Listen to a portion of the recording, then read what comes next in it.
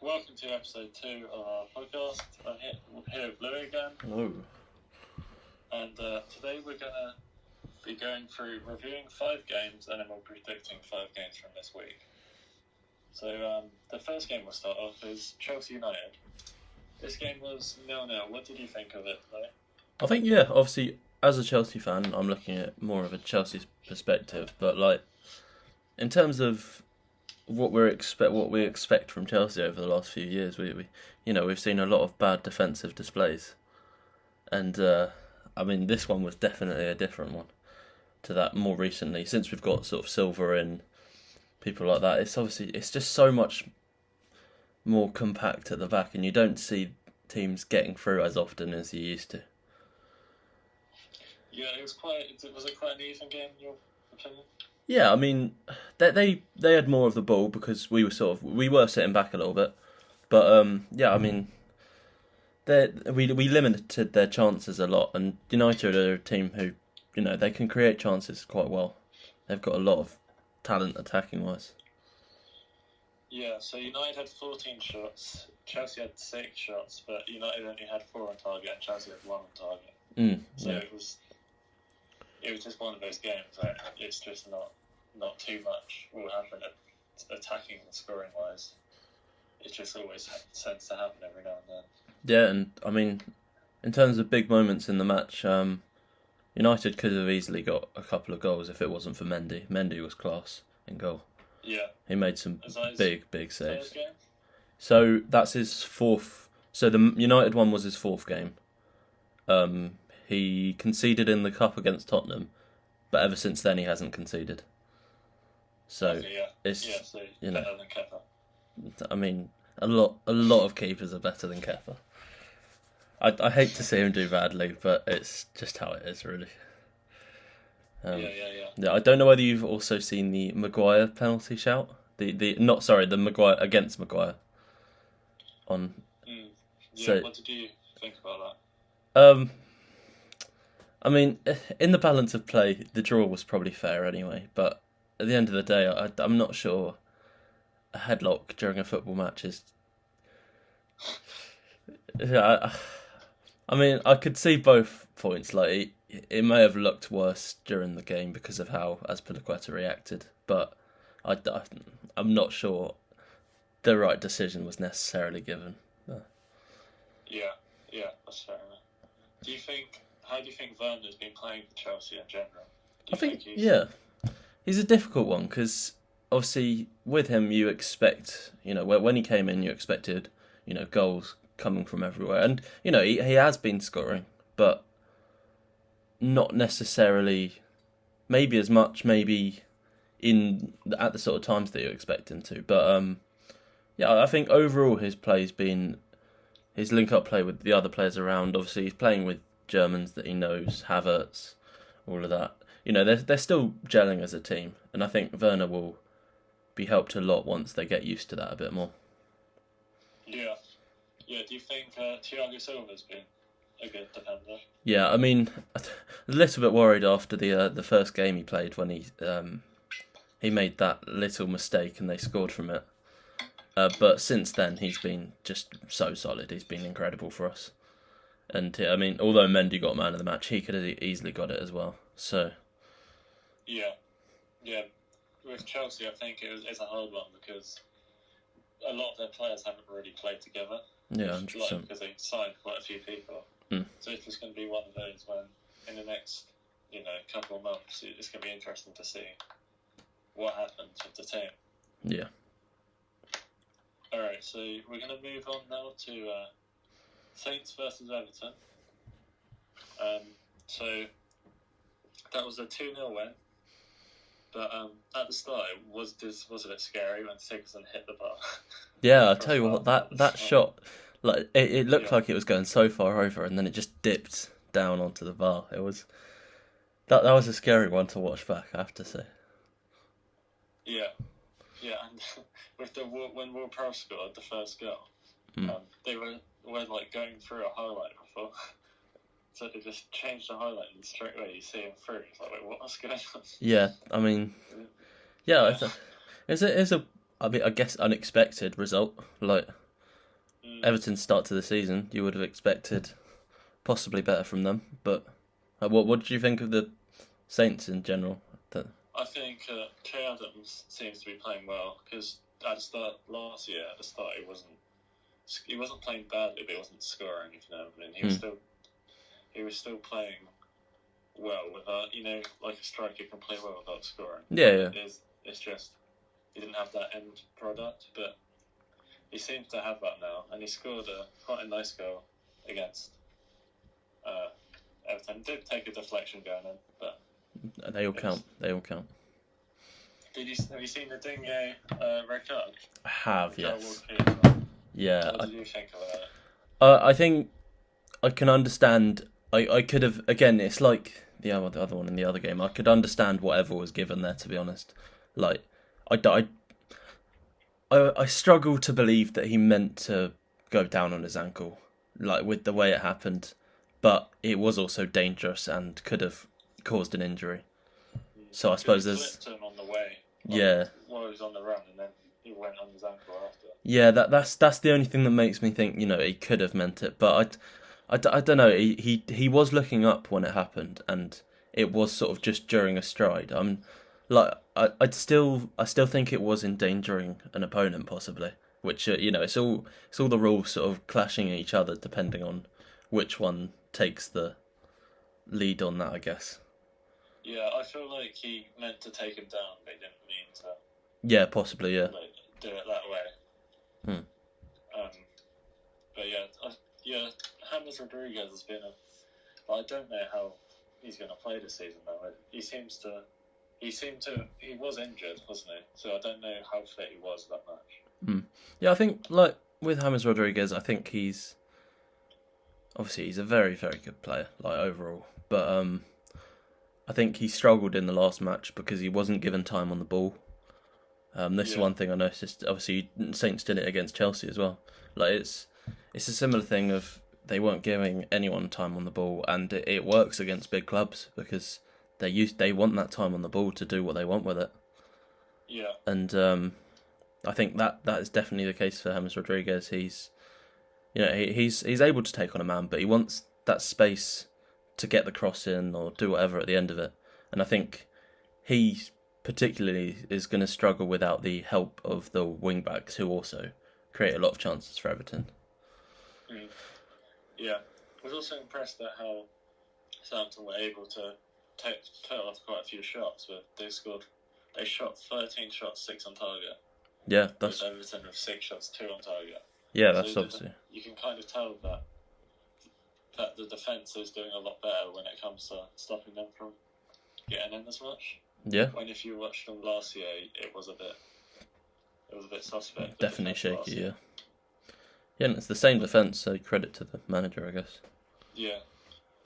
Yeah, it's going to be... I don't know how people like Diallo, the new signing, are really going to get into the team, though. That's what I'm going to be interested to see in the next few weeks. Yeah, I mean, I guess it'll take some blip of form, maybe, for them to be given a chance. I mean, with Saints, obviously you hope it doesn't happen, but it's expected that at some point there will be a little downhill bit during the season. Well, I just feel like because we always play badly at home, but I think because there's no fans, we seem to be playing better at home. Yeah. So it's just going to be something quite interesting when fans do go back into the stadiums. True. Alright, so now we're going to move on to Leeds Villa. So that was a 3-0 win with Leeds, with Bamford scoring 3 goals. Did you watch that game? Yes, I did, yeah. What did you think about the game? Yeah, I thought it was a weird one, really, because obviously Villa have gone into that with an unbeaten record. And, I mean, realistically, I think Villa probably were the more dangerous-looking team. I mean, looking at a 3-0 result, you don't expect that. But Grealish seemed to play quite well. Yeah, Grealish was very good. I know there was one particular move where he ran through at least 4 or 5 people. He could have just set it for a goal, but he just tried to get there on his own. And he wants to do it all on his own, get the glory, but maybe if he just passed it off, the result could have been different. I mean, it's all looking back in perspective, but... Yeah. Did you see the penalty shout? What did you think about that? The Grealish one. Yeah. I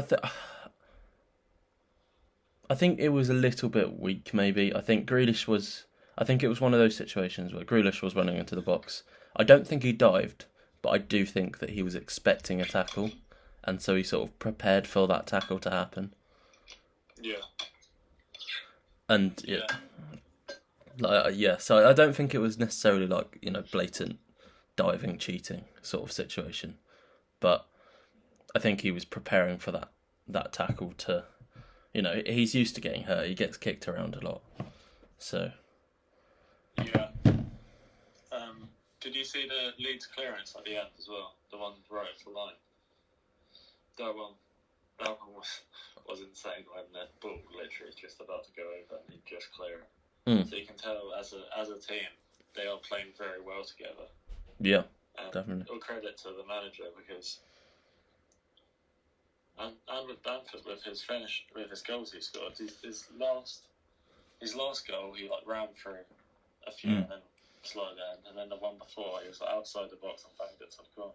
Yeah, I mean you don't expect that from Bamford. Like, I mean, obviously this season he's been incredible so far, but I know some Leeds fans, and a lot of them were, they were like, unless we get a striker, we're not gonna live. It's not gonna happen in the Premier League. Like, he's not gonna do it. But I mean, he's proven them wrong. So yeah, because I didn't think Bamford was really going to be a Premier League striker last year. No, especially bringing in Rodrigo as well. I mean, the fact that Rodrigo's come in and Bamford's still the main striker almost is. It works quite well for them having both of them though. So. Yeah. So next we're going to move on to the Arsenal versus Leicester game. So earlier on in the game, Arsenal did score, but it disallowed for being offside. The corner. The corner one. It was offside. It wasn't. Yeah. And then did you see the Lacazette one when he missed the header when it was almost an open goal? Yes, that was that's one of those you've got to be finishing. Yeah, especially Premier League top 6 side striker, you've got to be finishing those. And I do think Arsenal were unlucky though. I do think in that game they were unlucky because I think they were the dominant team. They had created a lot of chances that didn't go their way, and then it just took one Leicester counter-attack for them to go and score. Yeah, I think with Arsenal as well, they're at least starting to play well when they don't win as well, which... Yeah. And, cause they're not going to win the league this year, but, Yeah, I mean, you want some good performances going forward into other years. Yeah. And then, so Leicester went in and they did a cross to Vardy and he scored a header. That was quite a good finish. Yeah, I mean, it's just a typical counter-attack, really, isn't it? Like, it was 2v1 on the defence. And the defender didn't... I mean, I wouldn't blame I can't remember who the defender was, but I wouldn't blame them. Like, you've got to go to the crosser. Good cross to Vardy to finish it. And, I mean, if there's one striker you're going to trust to finish just any chance, really, it's probably Vardy. Yeah. And right at the end of the game, Vardy nearly scored quite a nice chip as well, but that one was... Yeah, very close, but... Yeah. So I think, to be fair, Leicester performed very well. Arsenal didn't play badly, it was just they're not finishing the chances they should be finishing. Yeah. And that's just something obviously we just have to get better on. Okay, so now we're going to go on to the predictions. So first we're going to do Chelsea versus Burnley. I've put this down as a 2-1 win to Chelsea. What have you predicted, Lou? I predicted 3-0. I've gone quite confident on this one. Yeah, well, I've just gone 2-1 because I feel like Burnley are still... Because they didn't play too badly against Spurs, I feel like they're going to get something, but just not any points, just like a goal. I can see that. I'm looking at our previous, defensive displays. If we keep up, some of the saves that Mendy's making, I feel a lot safer in front of the goal. So I'm predicting, we're struggling to create things until later in the games at the moment, but I feel like we will we'll end up half time at like 1-0 again, and then we'll get a couple of later goals. Is there anyone specifically you think would score, or do you think it's just going to be? I'm going. I think Pulisic will get one at least. I think he'll. Last year against Burnley, he got a perfect hat trick. So, I think he'll come in and he'll get another one. I'm not going to predict the other ones. I know Pulisic is going to score, but I can't think of the other ones. I just feel like Werner's going to get one. Yeah. Because he hasn't really scored too many yet, so I feel like it's going to be... Probably one of the defenders as well, because that's what usually happens with us. Maybe a Chilwell, a Silva, a Zuma header maybe. Yeah. Never know. Alright, so we'll move on to Arsenal versus United. Okay. I've predicted this one actually as a 2-2 draw. Okay. What have you predicted? I've gone for 3-2 United. Another big scoring one. Yeah.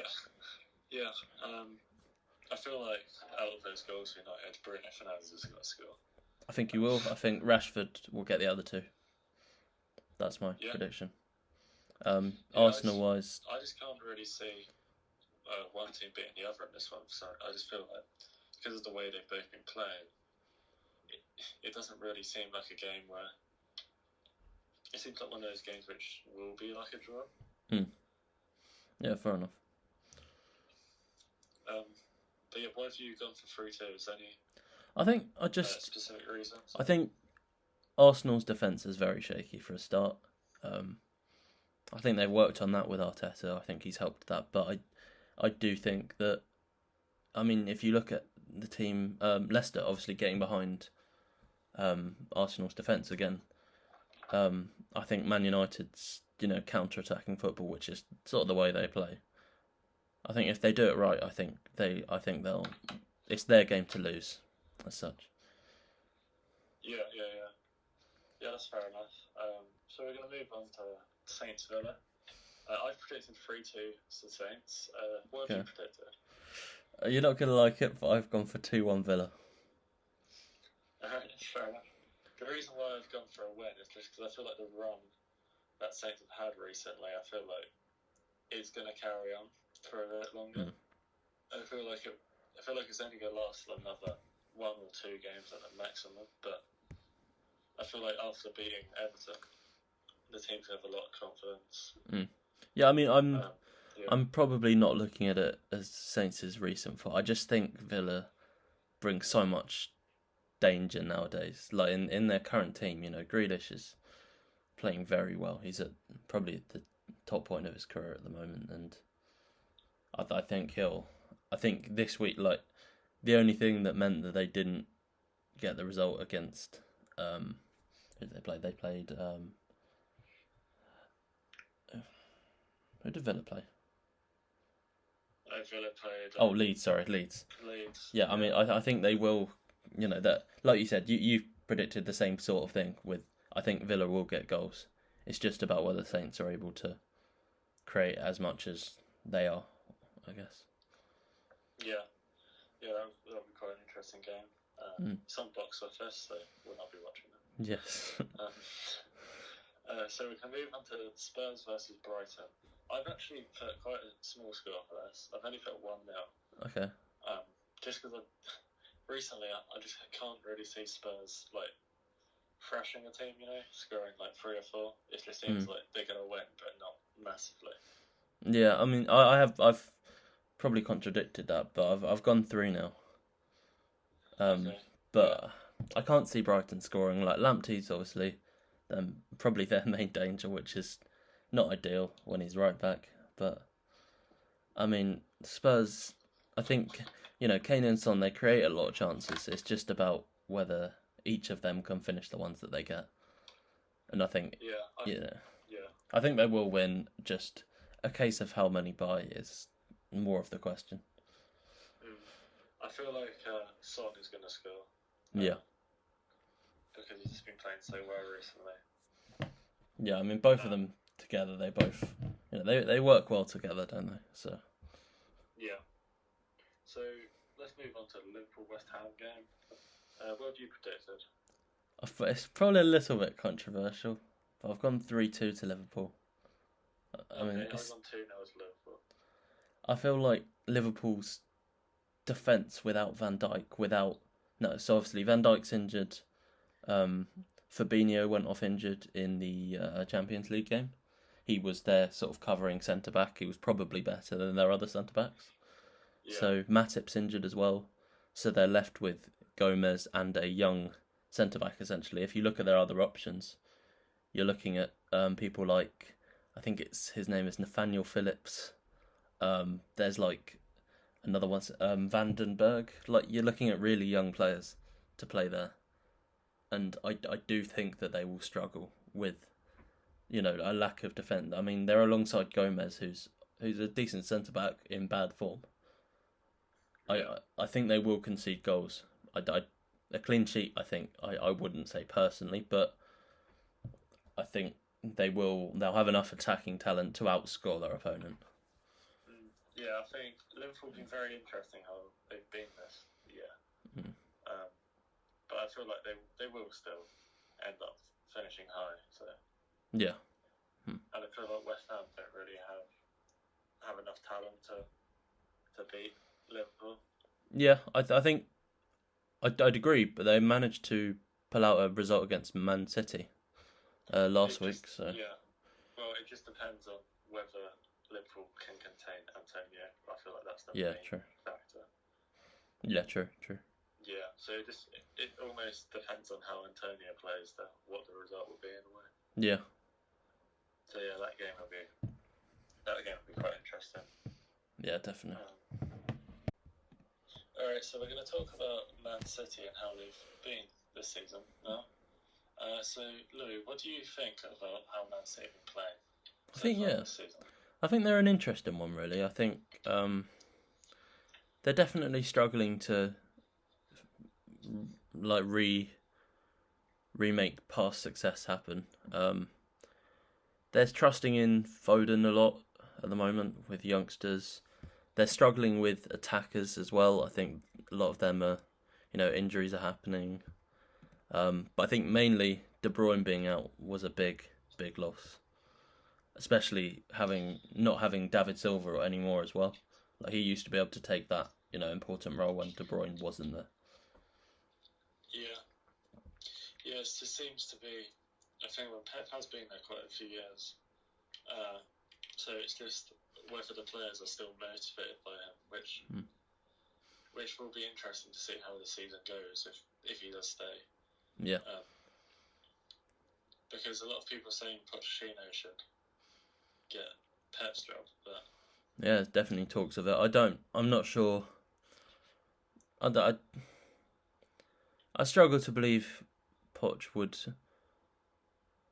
be better overall as a manager than Pep, but maybe Pep's course has been run and it's not working anymore.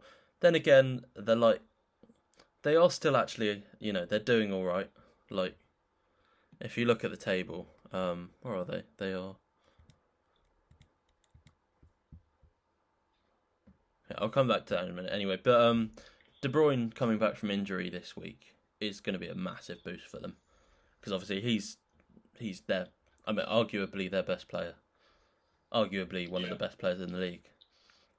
And I think him coming back, he creates so many chances. He scores goals. He's such a big talent for them. Yeah, I feel like De Bruyne will come back, and I think he will play well. So I think that'll change their course. He'll just help them. He'll help them do what Spurs are doing and just grind out those results. Yeah, and to be fair, people are saying about how Pep shouldn't be there anymore. They should get Poch and all this stuff, but they've only played 5 games. Yeah. It's not like it's early days. 25 games and 13. Obviously, most people are used to City. From day one, they win their first 4 or 5 games anyway. That's what usually happens. But this season is different for every team. But I still think once the season sort of gets going a bit more, teams will go back to where they almost are supposed to be. Yeah. So I think We'll see. I don't think they should get rid of Pep now. I think they should keep him for at least till Christmas. Yeah, at least give him a chance I think to. he will turn it around. Yeah, at least give him a chance to bring it back, because I don't think from the display so far this season he deserves to not be there. Yeah, especially what he's done for the club. I feel like they need to give him the chance he Yeah. deserves. So what would you say about looking at their next game against Sheffield? I feel like it will be a close game, but I feel like they will win. The reason why I think it'll be a close game is just because of how they've played so far. They might be a bit nervous, and so they won't play their natural game as much. But I do still believe they'll win because of De Bruyne and their whole team. Yeah, I mean Sheffield are They do play well together. Sheffield are like a very drilled team. They know where they need to be. They know what they're doing. We've seen that from previous seasons. They can pull off results against big clubs at times. This season, obviously, they've started very poorly, but I think thing is that this is exactly what everyone expected from Sheffield in their first season. Yeah. So I think they'll come round again at some point once they start. They seem to have just lost their way in terms of that drilled sort of defensive setup, which is it's not the prettiest football, but if it works, you've got to give them credit for it. And I think the only thing is, I think Man City will. They have the talent to break through that defence, especially as it is as shaky as it is at the moment. I just feel like teams. This will be something which within the next 10 games you'll start to see more. I feel like teams may have learned how to play against them. So it's one of those things where you're gonna find out if all these teams have, because they've seen the way they're playing. Not many teams have played before, but if teams have seen that for a whole season, they might know. Okay, this is how we're gonna stop it. Yeah, so, I mean. For example, looking at Chelsea's perspective, we lost 3-0 to Sheffield. And, I mean, Lampard's going to see that, and I'd hope he would see that and go, we can't let that happen again. It's ridiculous. So you'd expect them to, really look into... Yeah, we got 1 point off Sheffield in 2 games last season. Yeah. Which, it's not great. Yeah, Sheffield are currently 19th with 1 point. Yeah, I mean that's not. If they need to really, really change things around, if they want to look at staying up. Yeah. All right. So that was episode 2 of our podcast. So thank you for watching, and see you later. See you later.